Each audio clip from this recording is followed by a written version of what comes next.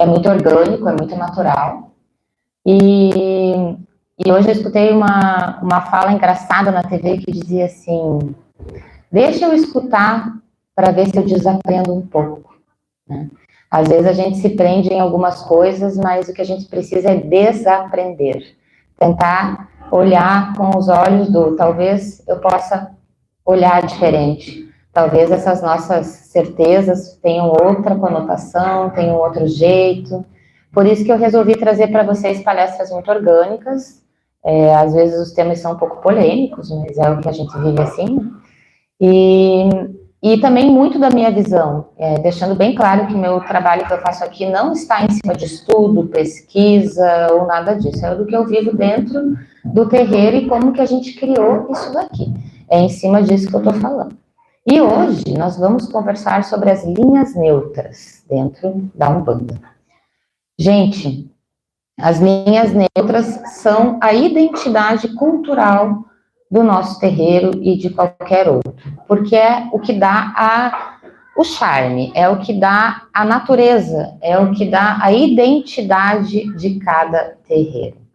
As linhas neutras são extremamente importantes para inúmeras funções no terreiro. A gente ainda nem vai descrevê-las. Vamos entender linhas neutras. O que são linhas neutras? Então, nós temos as linhas, que são as 7 linhas, que vão estar divididos em caboclos, pretos velhos e crianças. Nós temos a esquerda, que é a quimbanda, e nós temos as linhas neutras, que também tem uma gira completa no sentido de toda a sua estrutura ritualística, que podem diversificar de acordo com o lugar, de acordo com a cultura, de acordo com uma série de fatores. Isso falando em mudanças de um terreiro para o outro. Difícil falar uma verdade, mas eu vou trazer como que eu consigo estruturar na minha cabeça. Depois, cada um pode relocar no seu entender, né, no que aprendeu do seu jeito. Mas vamos imaginar que as linhas neutras, elas fazem parte da composição das entidades que fazem a Umbanda. Cada terreiro tem a sua tronqueira, mas isso é qualquer um, né? É a nossa segurança. Para que serve uma tronqueira? Para identificar o que a gente consegue ou não trabalhar. E isso está dentro da nossa capacidade mágica, psicológica, energética, kármica, enfim, o tranca-ruas que fica na tronqueira, guarda o que vai ser trabalhado aqui dentro. Por isso que a gente sempre fala que todo mundo passa por ele, todas as entidades, espíritos, bons, ruins, médios, não importa, passam por ali. Nem tudo a gente consegue trabalhar dentro do terreiro. Às vezes as pessoas saem bravas aqui comigo, mas eu tenho tal situação e preciso resolver. Eu não estou dizendo que você precisa. Agora, eu também posso não conseguir resolver a sua situação. Às vezes é difícil para as pessoas entenderem isso. Mas eu vou dar um exemplo. Uma pessoa que fez um ritual com sangue na cabeça, por exemplo, da Umbanda das Almas. Quando você faz um ritual desse, a Mãe de Santo fala para você, isso é irreversível. Aí a pessoa chega aqui 6 meses depois e quer que eu reverta. Não é porque eu não quero, não tenho como fazer isso. Você tem uma conta em outro lugar que eu não sei nem que moeda é essa que eu possa te ajudar a pagar. Então, só para vocês entenderem, mas o que isso tem a ver com as linhas neutras? Tudo. Porque todo mundo pode errar nessa vida. Só que, para você montar um terreiro de Umbanda que sai limpo do zero, sem o tal do sangue, que vai ser um assunto que nós vamos conversar mais para frente, você precisa conseguir encaminhar algumas coisas. O que vai para onde? O que vai para que lugar? Como que nós vamos amparar, por exemplo, alguém que com desespero foi ali, fez um trabalho no candomblé, encantou uma magia de cura e depois não quer mais conduzir aquela religião e depois não sente mais identificação com aquela casa. Como que vai fazer?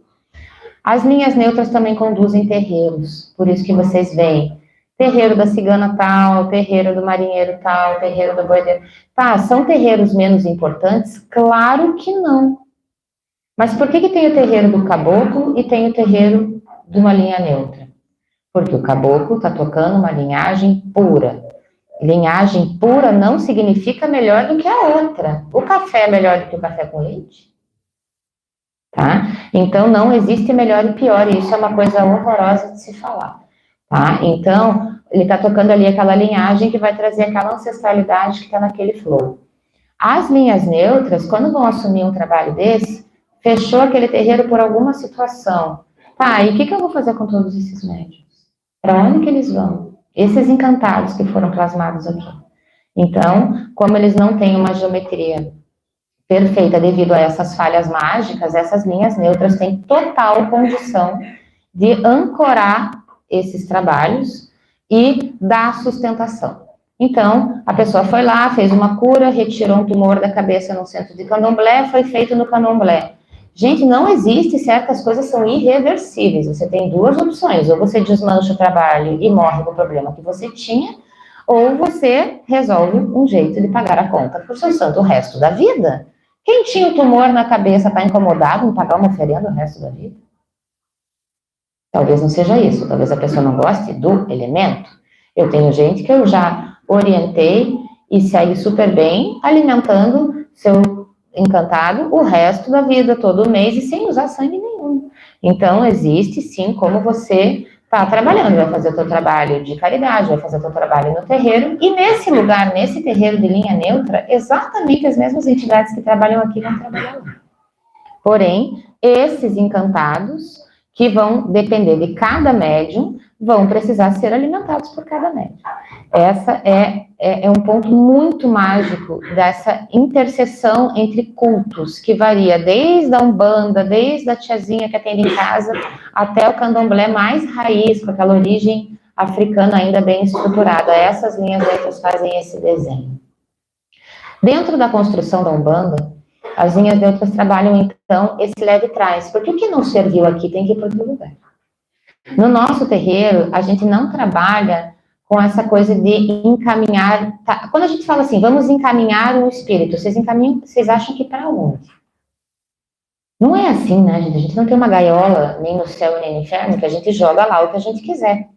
Não existe isso, tirar alguma coisa de alguém, colocar alguma coisa em alguém, aprisionar um espírito. Não tem isso, gente. Tá? O que a gente precisa fazer é encontrar as geometrias corretas onde esses planos multidimensionais que estão ali encaixados por alguma razão se resolvam. Nossa, mas é muito mais complexo? Sim, é muito mais fácil falar, desobsediar. Adiantou? Não. Você está ali no prático, não é isso, a gente quer entender. Esses espíritos que por alguma razão estejam ali, essas linhas neutras vão encaminhar para os lugares corretos. Por isso que a gente sempre brinca que aonde tem uma cruz existe uma lei.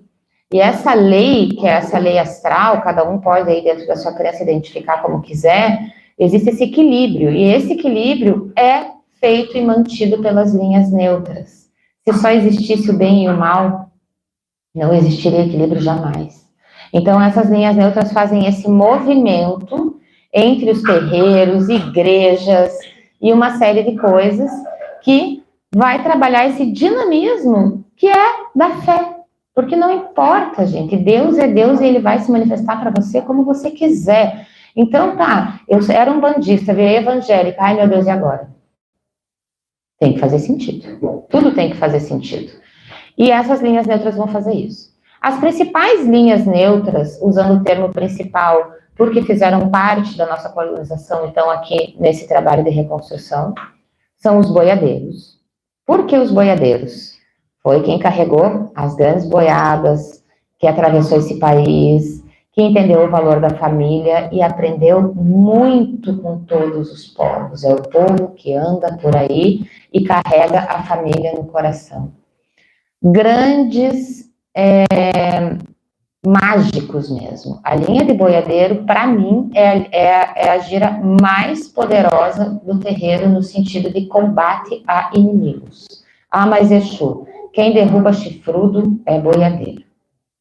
Tá? Boiadeiro é o cara para resolver treta. Ele enxerga a luz na escuridão, ele sabe por onde andar, tem a rua ou não, e se ele não souber, ele sabe botar os boi dele para guiar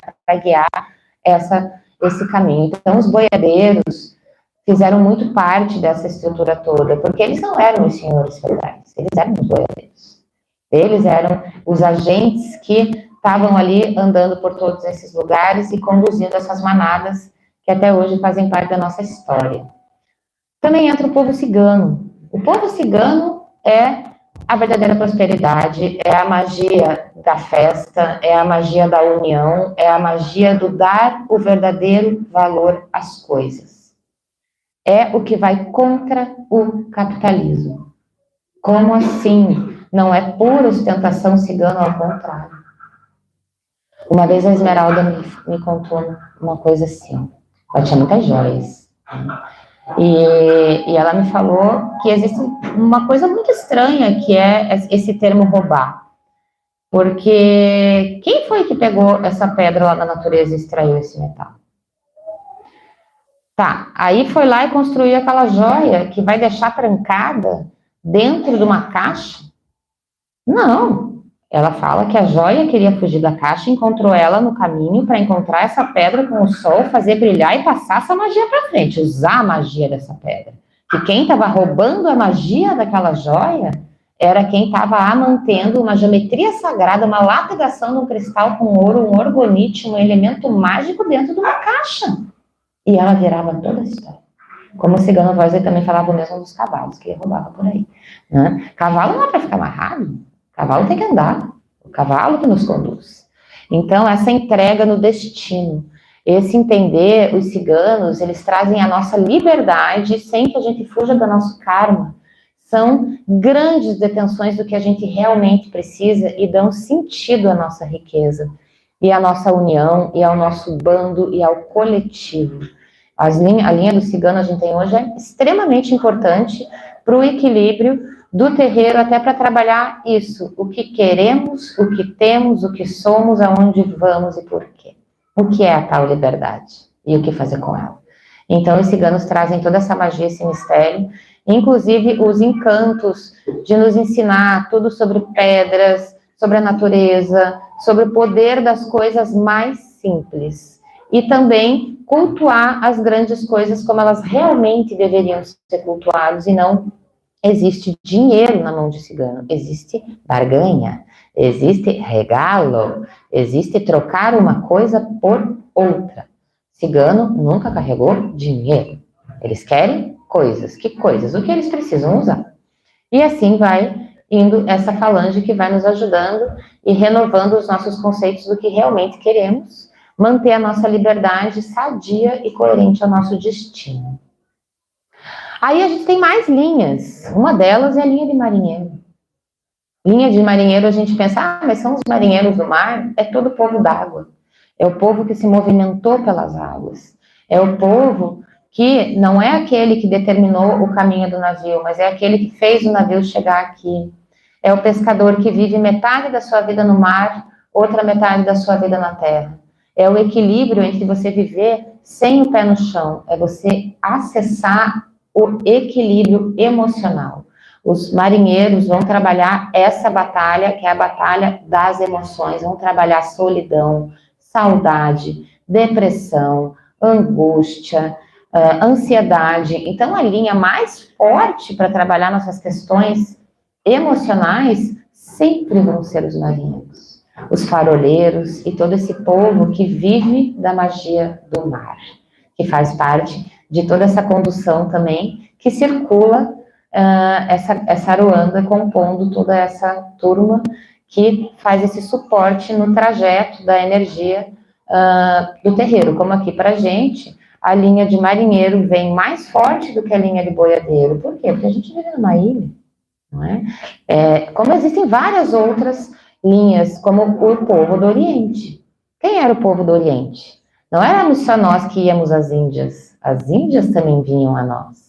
Vinham os mestres, vinham os rezadores, vinham os comerciantes, e com eles vinham as especiarias, vinham os saberes, vinham os rezos, a geometria sagrada, a filosofia que ajudou a estruturar a Umbanda com os seus pontos, com uma série de coisas. Existe também toda essa participação desse povo do Oriente, que nem sempre é lá do Oriente, mas o povo que vem pelo sol, o povo que vem no sol nascente, que são linhas extremamente elevadas, evoluídas, e se você tiver uma zica total no seu terreiro, pare tudo e chame o povo do Oriente. Ele simplesmente faz o tempo parar. Tudo vira uma coisa só. É a energia do tal, do todo, do equilíbrio que vai além das pessoas.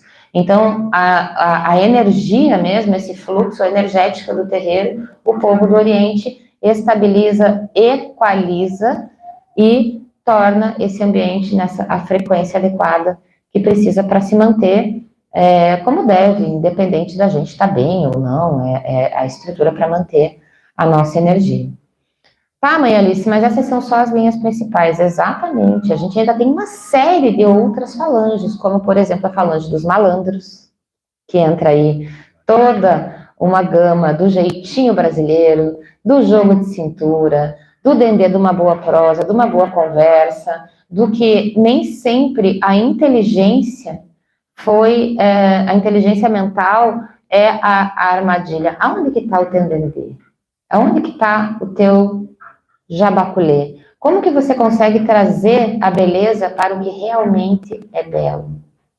Como que você consegue disfarçar o que não está servindo?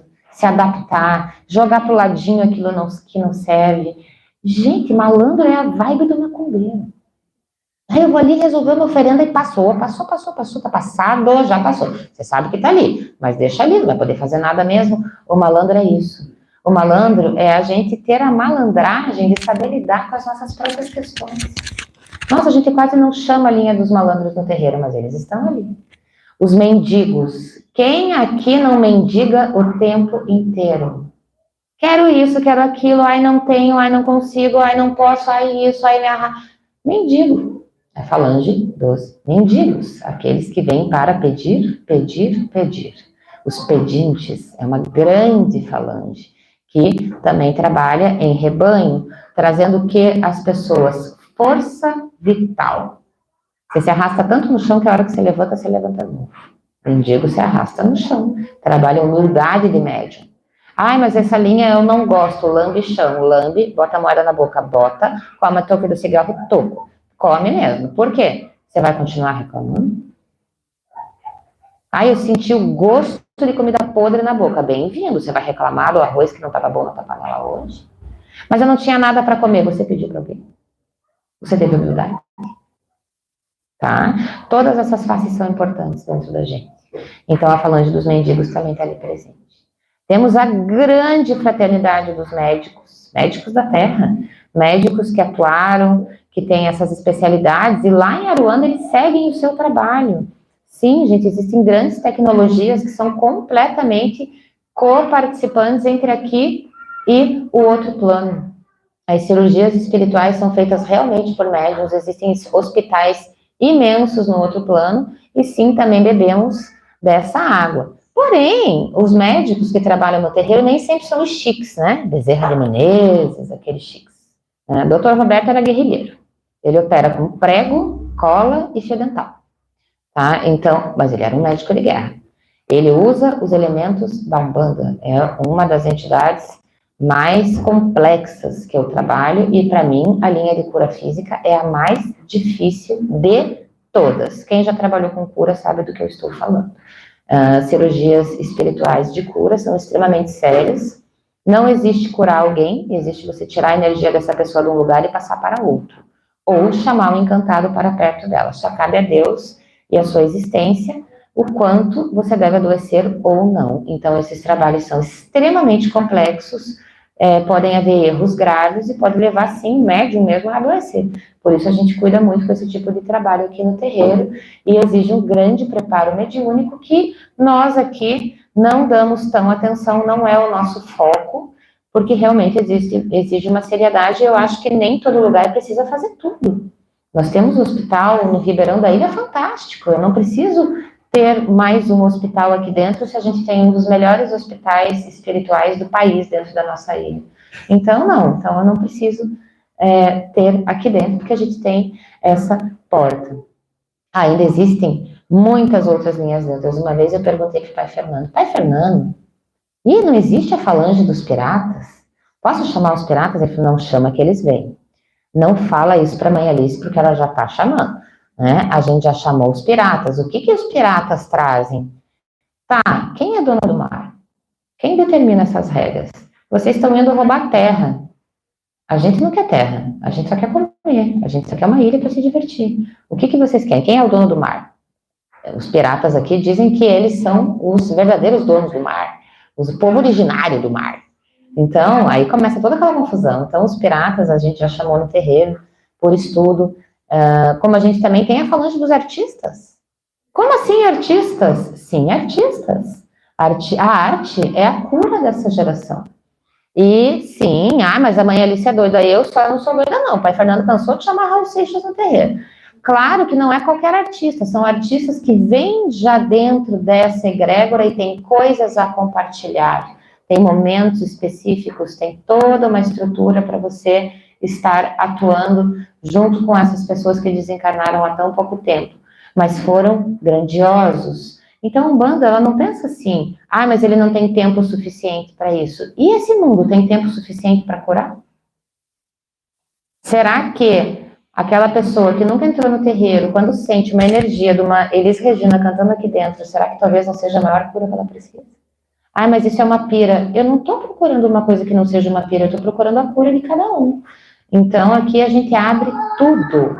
Tá? Os encantados. Os encantados estão sempre dentro do terreiro, e a razão pelo qual a gente só manifesta a falange dos panteras, que vem numa certa animalização, é porque os encantados não gostam de vir. Os encantados não gostam de corpo de gente, não gostam do cheiro de gente, e não gostam de vir mediunicamente. Então, por que a gente não vê fadas no terreiro? Por que a gente não vê esses encantados desse tipo? Porque eles não gostam, eles perdem a naturalidade deles ao encontrar com a nossa mente, eles não gostam. Por que eu vou forçar uma fada ali no terreno? Mas existe? Eu tenho certeza que existe. Poderia a gente incorporar? Eu acho que às vezes a gente até está mais incorporada de umas fadas em umas coisas. Sabe? Então, nossa, mas eu já vi falando de javali no terreiro, faz sentido? Para mim, tudo faz sentido. Teve já um dia que a gente uma vez chamou os cavalos, os espíritos de cavalos que duelaram guerras e guerras e guerras. Né? É uma energia, são encantados. Nossa, Melissa, mas você nunca mais fez isso. Porque não é uma coisa que a gente vai fazer todo dia, porque não tem que existir um porquê. Então, as linhas neutras, elas vão se encaixando e trazendo muita identidade a cada lugar. Aonde a gente está mais lá para cima, a gente vai ter a falange dos jongueiros, a gente vai ter a falange da barquinha, a gente vai ter uma série de linhas neutras, como os freis capuchinhos, que fizeram muito parte da Umbanda nesse contato íntimo com os indígenas, no contato íntimo com os negros, ajudando eles, muitas vezes, a fazer uma certa analogia e poder estar encaixando os seus cultos, mesmo que disfarçados de santos, eles tiveram grande participação no nosso trabalho. Então, sim, temos a falange dos freis capuchinhos dentro do terreiro, que a gente já cansou de chamar várias vezes. A gigantesca falange das almas bentas. Quem são as almas bentas? São almas que estão prontas para subir, se encontram todas dentro do terreiro e junta todo o resto, e é uma das coisas mais lindas que existe dentro de um terreiro. E tanto que vocês escutam as pessoas falarem, né, salve as almas bentas. Nossa, mas essas almas vêm às vezes meio chorosas. As que vêm chorosas estão sendo resgatadas pelas iluminadas. Quando vocês verem esses trabalhos, não se prendam no choro. Não se prendam no quem está sendo trabalhado, mas se prendam na magia do que está curando aquilo. E às vezes a gente evita de chamar uma linha, porque vê que as pessoas não vão entender que o que está ali é muito maior do que aquela manifestação emocional. E as linhas neutras nos ajudam a trabalhar esse balé que se forma, trazendo toda essa pluralidade de encantos que o nosso povo tem, sem deixar que nada se perca. A todo momento aparece uma coisa nova e nós podemos estar renovando, renovando e renovando. A Umbanda renasce a cada entidade que risca seu ponto, atende a uma situação, ganha o mérito, mais um espírito junto ali, quero te ajudar nisso, que vem mais um, que vem mais um, que vem mais outro. Nossa, nossa identidade é isso. Pá, tá lá. Começa a nascer um trabalho. E é assim, gente, a Umbanda nasce a todo tempo. Por quê? Porque essas linhas neutras fazem a gente encontrar o nosso lugar. Geralmente é um cigano, é um boiadeiro, é um marinheiro que te leva para perto da sua fé, do seu casuá, que é o seu lugar de rezo. Você não precisa fazer parte de uma casa, mas existem casas que você se sente pertencente. E é isso que você tem que encontrar ao longo do seu caminho. Então, as linhas neutras são isso, são as formas que a gente tem de mapear o nosso caminho, conduzir o nosso destino, encaminhar as energias que não foram trabalhadas no terreiro para os lugares adequados, são extremamente disciplinados ao seu propósito, que é o que eles vêm trabalhar aqui, porém eles não são presos em nada, a não ser a missão nas casas cujas quais eles encontram esse casuar. Não tratou bem, não fez o que eles querem, eles vão embora. Eles nem vêm. Como aconteceu na última gira de boiadeiro. Tivemos uma energia de raiva no terreno, o João Boiadeiro fecha a gira, continua na gira de esquerda. Tivemos uma gira de esquerda junto com o boiadeiro. E hoje estamos tendo a gira de cigano. Por quê? Porque é o tempo mágico das coisas. Nós não guardamos uma linha para a semana seguinte, ela vai continuar agindo. Porque é o equilíbrio e a forma como o terreno precisa andar. E essas linhas neutras que vão fazendo todo esse movimento. Então, resumindo, gente, o movimento que acontece, que possibilita que a gente tenha um terreiro de porta aberta, que possibilita abrir um terreiro aqui, fechar um outro ali, que possibilita você manter a tua umbanda aberta no teu peito, porque você sabe que logo ali pode ter uma outra casa, que logo ali isso pode se encantar, são as linhas neutras. Então, quando você estiver perdido, sem saber o que você faz, é aí que você tem que ir. Se agarra na cigana, se agarra no boiadeiro, se agarra no marinheiro, no povo do Oriente, porque essas linhas são livres para trabalhar, não precisam estar num terreiro, são de uma doutrina extremamente, eles mandam e você obedece, só que é assim, né? Do mesmo jeito que a via vai, a via vem. Fez errado, vai pagar. Aqui não. Aqui fez errado, a mãe de santo chama atenção.